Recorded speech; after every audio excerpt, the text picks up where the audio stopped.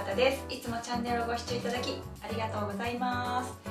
今日はですね、急遽動画の方を撮らせていただいています。普段はハンドメイドで作品の作り方の紹介をしているんですけれども、ちょっと5月はしばらく旅に出ることになりまして、一人旅に行ってまいります。昨年もですね、北欧の方5カ国一人旅をさせていただいて、動画の方もご覧になっていただいた方も多かったと思うんですけれども、今年もですね、また一人旅に出かけてまいります。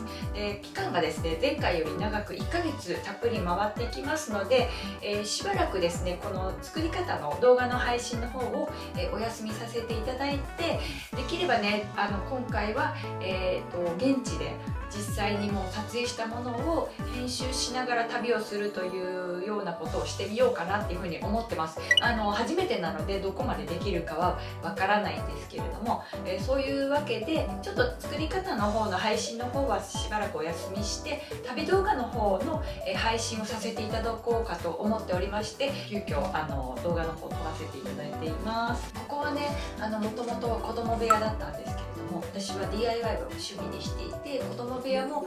漆喰を塗ったりとかセルフリノベをしていた中で、あと子供が自立していったので、ここもねミシン部屋と同様、私の趣味の部屋として、セルフリノベしてちょっとねシックな感じの部屋に仕上げているところです。時々ね動画の編集してるよとかいう時にインスタのストーリーの方ではチラチラとね出てるんですけど、時々ここで動画の編集をしたり気分転換をしています。この後の動画は、ショート動画って言って短めの15秒とか30秒ぐらいの動画で縫い方のコツっていうのを紹介しています。で、今回の旅行の最中にももしかしたらそのショート動画を公開するかもしれないので、そちらの方もチェックしていただけたらなっていうふうに思います。なんか朝食で動画を見てポイントとかを見ていくより、ワンポイントで見ていく方が分かりやすい時もあるんですよね。なのでこういうところをこういうふうにしてるよっていうような動画はショート動画の方で公開していこうと思ってますので、ぜひそちらもチェックしていただけると思います。それで前回もバッグをね作ったり布小物を作ったりもしているので、動画の方でも紹介してるんですけれども、前回もこういったパスポートケースを入れるポーチだったりっていうのも、作り方の動画の方も紹介しながら公開をしています。で、今回もですね実はまた作っております。なんだかんだね旅のために手作りのバッグとかポーチとかを作っているんですけれども、今回はちょっとね仕事の方が押してまして、でこれから旅に出るんですけど、まだね準備もできてない状態なのと、あと自分のねバッグ作りをしたかったんですけどまだねできていないんですよ。なんですけれども実は掲載のお仕事をいただいて、そのご依頼の内容が旅をテーマにしているということで、じゃあせっかくなら自分が現地で使えるものにしようということでデザインをさせていただいたものが、ございます。でその一部をちょっと公開だけできそうなので紹介させていただこうと思ってます。でもう一つがですね、一番使うであろうパスポートケースで、前回作ったんですけど、今回は道具の紹介ということもあって今回ハトメを使っています。でこれまでハトメを使ったアイテムを紹介したことが、動画の中ではないんですけれども掲載作品ではありました。なんですけれども、これまで使ったものっていうのは結構ねハンディでやるんですけどうまくいかなかったりすることが多くって、私もあまりね得意ではなかったんですけど、このねハトメをつける機械を使うとすごく綺麗にできたので、これを機にということで今回はこちらとこちら少し写ってるナップサックを作らせていただきました。こうぶら下げて使ってもこう肩に負担がかからないようなサイズ感にしています。前回はね結構横長にしたんですけれども、このファスナーのサイズに合わせて20センチの幅にしたんですが、今回はファスナーをもうカットして自由なサイズで作ろうということでパスポートサイズに合わせてみました。でしっかりとパスポートがピタッと入るような感じになってます。でここに入れるのはクレジットカードとかにもなるので、このぐらいのサイズ感でいいかなっていうふうに思ってます。でこちらね、デザインをこう考えてこうやって作った後に見返してたら、すでにね公開してる座布団ポーチっていうのがあるんですよ。ヌメキルトで作ったもの、それにね非常に近い作り方になってますので、もしね動画の方を見たいなっていう方はそちらの動画の方を参考にされるといいかなと思います。こちらはね作り方の配信も予定をしています。でこの配信の予定が6月の上旬頃になりますので、よかったら楽しみにしていただけると嬉しいです。でその前にねもう旅行行きたいから早く作りたいという方は、こちらの座布団ポーチの方を参考に作っていただけたらと思います。前回はですねもう4年ぶりの海外旅行ということで、ちょっとね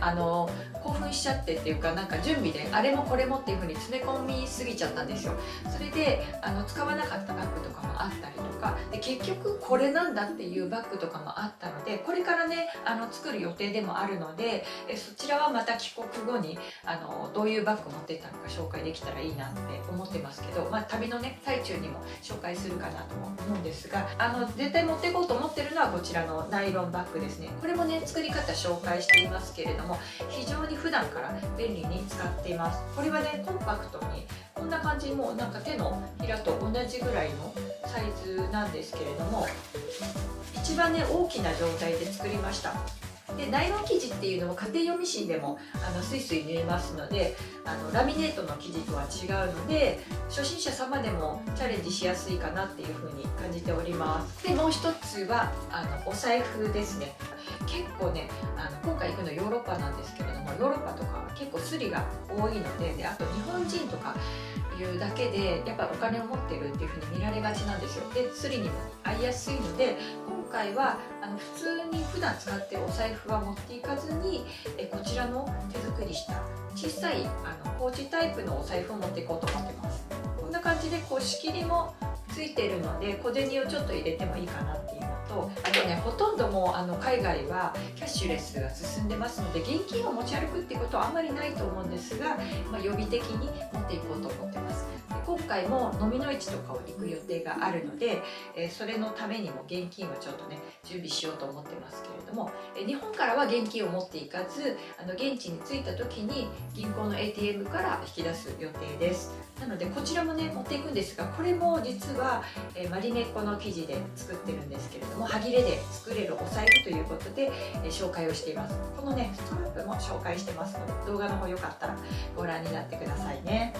あとは、こちらですね。これ前回も持っていったんですけれども、これはねトラベルノートといって無印の A6 サイズのノートに合わせて革で作ったブックカバーになってます。でスマホとかで写真撮ったりとかもするんですけど、やっぱりアナログなのでこうノートに書き込んでいこうというふうに思ってます。これねもう2冊目なんですけれども、今回の旅で埋めてこようかなっていうふうに思ってます。荷物はねできれば減らしたいんですけれども、絶対に持っていきたいものっていうのはやっぱり外さずにやっぱもうね持っていけばよかったっていうふうに思うことが多いと思うので、こういう自分が作ったもので持っていこうと思ってます。で先ほど紹介したもう一つのナップサックっていうのがこちらになります。普段の街歩きの時とか、あと今回はパソコンを持って編集をする予定なので、この中に入れて持ち歩けるように14インチのパソコンが入るサイズに作っています。ハンドメイドってねやっぱりそういうところがいいですよね。自分の好きなサイズで作れるので、よかったらこちらも楽しみに、公開をね楽しみにしていていただけると嬉しいです。で私はですねこれまでに25カ国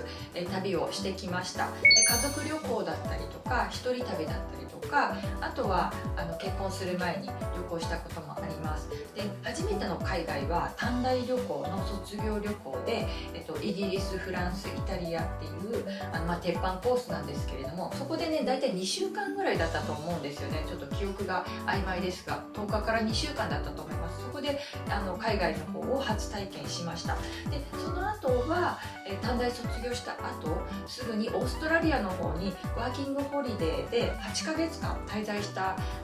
ことがあります。で滞在中は3ヶ月ぐらい免税店で働いて、でその貯めたお金でオーストラリアって結構ね広いですからね、そこをねバスでラウンドするっていう旅行を一人旅してきました。でその初めての海外の時も全くやっぱりね英語が今より全然できない状態なんですけど、で今回も一人旅なんですけれども、一人旅ってね緊張、もちろん私も緊張してるんですけど、英語がね話せないといけないんじゃないかなっていうふうに思われるかもわかんないんですけど、実は私もねそんなにね英語が話せるわけではなくて、こんな感じでペラペラ喋ってますので、英語もこんななんかジェスチャー身振り手振りでこうコミュニケーションを取ることはできるんですよ。なんでなんとなく伝わってうまくできてるっていうところなんですけれどもね、勢いで飛び出てったっていう感じなんですけれども、実際には旅をしながら現地の人とちょっとコミュニケーションなんとなく取りながらってやっていくうちに英語も少しずつ身についてきたっていうのが本当のところなんですよね。なので英会話に習っていったっていうこともなくって、で習ってもねどうしても続かないので、もうやっぱり行き当たりばったりっていう感じで雰囲気で楽しんでるっていうのが今も現状に続いてます。なんかね続けようとは思ってるんですけどね、なかなかね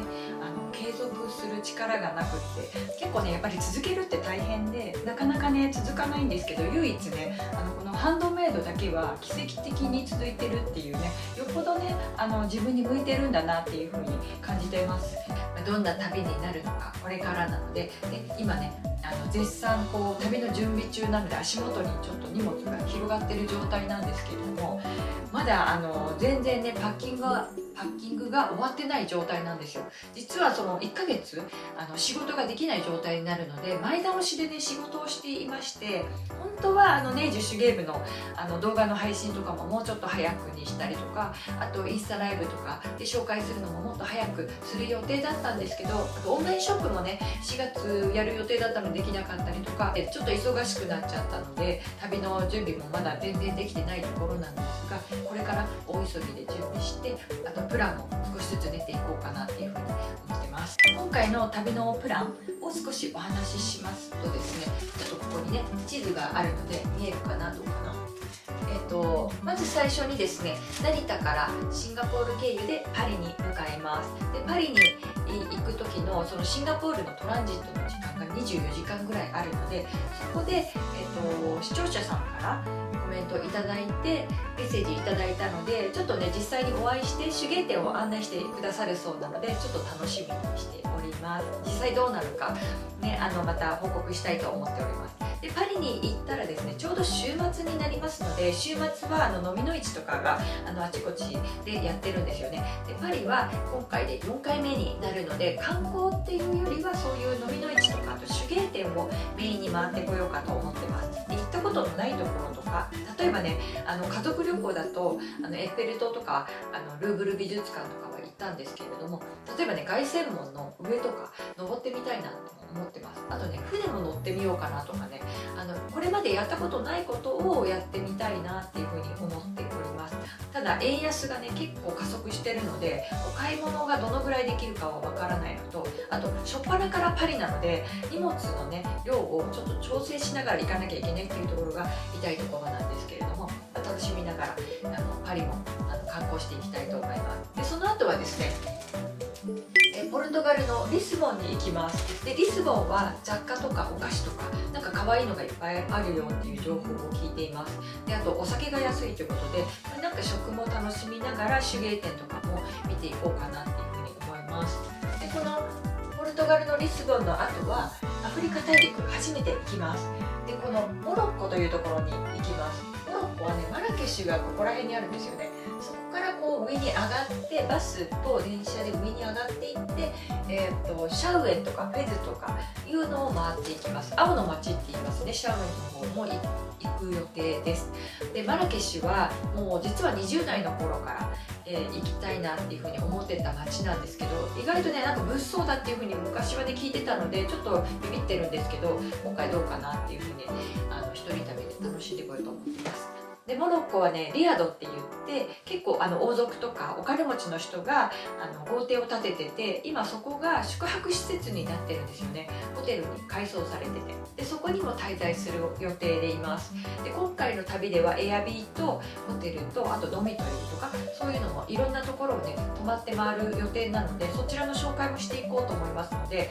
例えばねエアビーってどういうとことかドミトリーってどういうとことか、リヤドとかもねモロッコ行く予定があればちょっと参考になればいいなっていうふうに感じてます。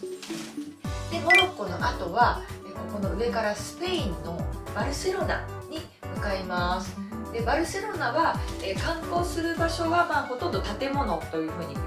聞いているので、建物を見て、あとはね美食の街ということで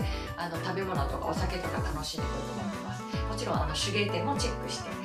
Google マップとかで現地で調べながら向かいたいなっていうふうに思ってます。意外とね日本でこう検索して調べていっても手芸店の情報全然出てこないんですよね。なので現地に住まわれる方の情報もコメント欄から募集しておりますので、よかったらアドバイスいただけると嬉しいです。あとですね、このスペインのバルセロナに行った後はフランスのね今度は南仏に行きます。ここのねニースというところに行きます。ニースも飛行機で飛んでいくんですけれども、ニースはね4泊する予定です。でニースの隣がモナコになってて、モナコはね世界で2番目に小さい国だそうでちょっと楽しみです。バスでね大体3時間ぐらいっていう風に調べると載ってましたので、日帰りできるかなっていう風に思ってます。なんかやっぱり行く先でちょっと手芸店を探しながら、あと雑貨とかを見ながら回る予定です。でニースからは最後また去年も行ったフィンランドヘルシンキに向かう予定です。でフィンランドはね結構広いのであちこち地方とかも行きたいんですけど、今回もヘルシンキだけになりそうですね。計画では今のところはその予定であんまり動き回らない予定なんですけどね、どうなるかは実際行ってみないとわからないのと、あとおすすめとかあったらちょっと行ってみようかなっていうふうには思ってます。フィンランドは最初の初日は深夜に到着するので、ヘルシンキ市内のドミトリーに1泊します。ホステルに泊まって1泊した後はホテルに最後3泊して帰国する予定です。でそのホテルがですねマルメといってちょっと離れた場所にあるんですけど、そこが空港の近くになってて、前回はマリメッコのアウトレットショップって皆さんがよく行かれる場所だったんですけど、今回は空港近くの方のバンターの方にあるマリメッコの方に行ってこようと思ってます。でそこにはねアウトレット、イッタラのアウトレットとかもあるみたいなので、ホテルからは自転車とかでも行けるんですよ。なのでちょっとねチャリとかも乗ってみようかなっていうふうに思ってます。自転車はね無料レンタルできるそうなので、どこまでできるかはわからないですけど、そんな旅をしてこようと思ってます。でマリメッコねアウトレット自転車で行けたら嬉しいんですけど、買い物する量が多かったらねさすがに自転車でね帰ってこれなくなっちゃうので、バスとか乗り継いで行く方法も考えております。そんな感じで、ヘルシンキもねほとんど観光をしてるので、ゆっくり過ごしてこようと思ってます。あとこれから旅に出たいなっていうふうにご予定されてる方の参考にもなればいいかなっていうふうにも感じてます。で今回連れていくリュックはマリメッコのリュックになってます。一番ね大きいサイズなんですけれども、やっぱりねなんだかんだすごく物が入るのと、あと機内預け入れになるバッグなので結構量がねたくさん入るようにこのぐらいのマチのたっぷりしたものにしました。でマザーズバッグなので結構持ってる方多いと思うんですけれども、私はもう50過ぎてますけれども、私が持ってもそんなに可愛くなりすぎない感じで持ち歩けるっていう、このマリメコのタグもねすごくねシンプルについてますので気に入ってるところです。で結構ヨーロッパって紫外線が強いから、こういう折りたたみしてもこう麦わら帽子に見えるんですけど、折りたたみしてコンパクトに持ち歩ける帽子になってます。これもね UV カットの仕様のものなので、見た目がすごくおしゃれなのにこう使えるというところで気に入ってます。で紐もねついてるんですけど、紐はね取り外しができるんですけど、一応持っていこうかなと思ってます。このままでこういう帽子もどうしようかってすごい迷ったんですけど、前回持っていかなくて結構日焼けしちゃったので、今回は持っていこうと思ってます。で紫外線ね海外とっても強いのでUV は欠かせないかなっていうふうに思ってますね。でやっぱ20代の頃に旅してた頃と持っていくものが少し増えちゃうんですけど、やっぱりね帰国後のことを考えるとしっかりケアもしていかなきゃなっていうふうに感じてます。昨年の旅の様子は、再生リストに掲載がありますので、そちらの方をご覧にいただくか、これねポッドキャストにもしてますので、私の音声が入ってるものなので、そちらを耳で聞きながら楽しんでいただけるような旅動画にもなってますので、よかったらご覧いただけると嬉しいです。なんか Vlog 風におしゃれにやりたいんですけど、やっぱりね話すのが好きなので、言葉でこう伝える方が楽しいなと思って、字幕とかもね自動で表示されますし、そうするといろんな国の方が見ていただけるかなというふうに思ってますので、また旅動画の方も楽しんでいただけたらと思います。作り方の配信も予定していますので、楽しみにしていていただけると嬉しいです。で、今回は1ヶ月ね長くなりますので、その途中の期間でできればね YouTube ライブとかもやってみたいなっていうふうに思ってます。なんかいろいろチャレンジすることを楽しんでいきたいなって思ってますので、現地でねライブ配信がスタートしたら、よかったら覗いていただけると嬉しいです。で、今回の旅で使う動画を撮るときに撮ってくるのがこちらのねハンディサイズのオスモっていうものになります。これすごいのが縦の動画も横の動画も両方撮れるので、スマホでこう撮り直したりとかしなくてもできそうなので、ちょっと今回はこれを試してみたいな。GoPro を使われる方多いと思うんですけど、私は GoPro よりこちらの方が使いやすいかなと思って、ポケットサイズなんですよね。これをこうカシャってやるともうこれで動画が撮れるっていう。で、あとジンバルもついてるのでこういう風に撮れるので、これでちょっと今回は撮ってこようと思ってます。で、前回はね親指サイズの画面だったので、もうどこ撮れてるか本当に怪しかったんですけど、これはね結構画面が大きくなったので、こう確認しながら撮れるかなっていうふうにも思ってます。でもね、どうだろうね、どういう風に撮ってくるかまだこれ使い方もねまだ覚えてないので、これから急いで調べてやろうかなと思うんですけど、そのぐらい私でも簡単に使えるのでおすすめな機種です。ちょっとねお値段は高くなりますけどね。ではですね、長々とお話しさせていただきましたけれども、最後までご覧いただいてありがとうございました。また帰国後は無事の報告と動画の方も配信したいなっていうふうに思っていますので、楽しみにしていただけると嬉しいです。また次回の動画でお会いしましょう。バイバーイ。